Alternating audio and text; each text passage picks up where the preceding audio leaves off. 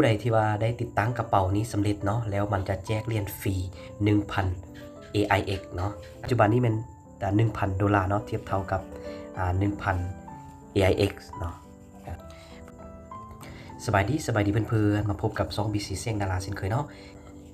ซึ่งว่าคลิปนี้จะมารีวิวเกี่ยวกับกระเป๋า AIX เนาะซึ่งว่าเป็นกระเป๋าเก็บเหรียญเนาะโอเคหน้าของเว็บไซต์เนาะซึ่งว่ากระเป๋านี้ก็คือกับกระเป๋าคริปโตทั่วไปเนาะเราสามารถเอาเหรียญเข้าไปstaking ได้เปอร์เซ็นต์คือกับกระเป๋าตัวอื่นเนาะกระเป๋านี้ก็จะเป็นกระเป๋ากระจายอำนาจเนาะเพื่อนๆคนไหนที่ใช้ Android เนาะเขาก็สามารถเข้าไปดาวน์โหลด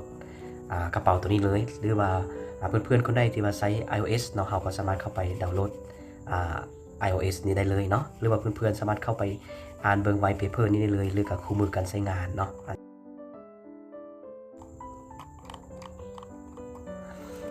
บันนี้เราไปดาวน์โหลดนำกันเลยเนาะกดเข้าไปดาวน์โหลดจากนั้นก็ดาวน์โหลดต่อเลยเนาะ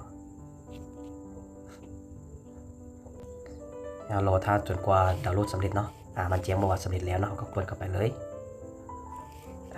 จากนั้นเราก็ติดตั้งเลยเนาะ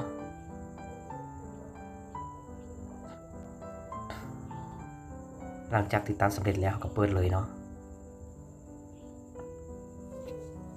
ผู้ใดที่ว่าได้ติดตั้งกระเป๋านี้สำเร็จเนาะแล้วมันจะแจกเหรียญฟรี 1,000 AIX เนาะต่อจากนั้นเราก็เข้าไป create wallet เนาะกดเข้าไปเลยจากนั้นก็กดเข้าไปต่อไปเลยเนาะ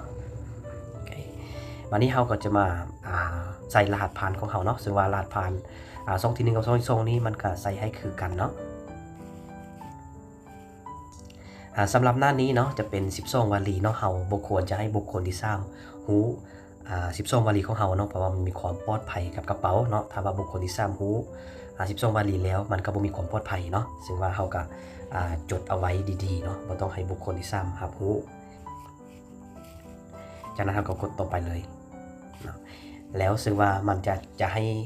เราก็12วลีคืนเนาะให้เราใส่ให้มันถูกต้องเนาะ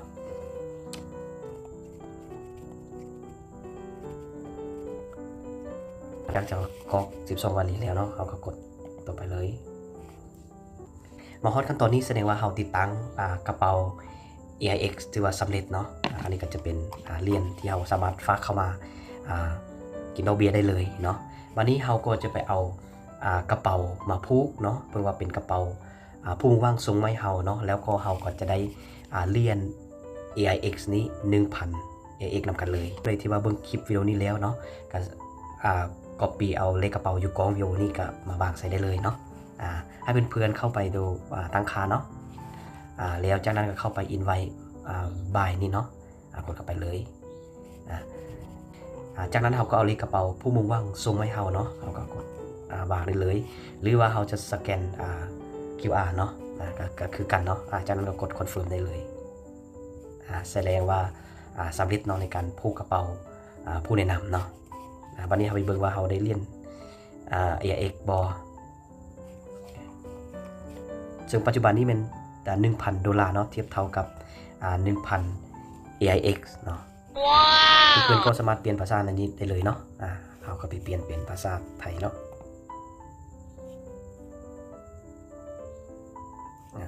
วันนี้ถ้าว่าเพื่อนๆอยากจะทำการเข้าไปฝากเนาะก็คือกดเข้าไปนี่ได้เลยเนาะซึ่งว่าในการฝาก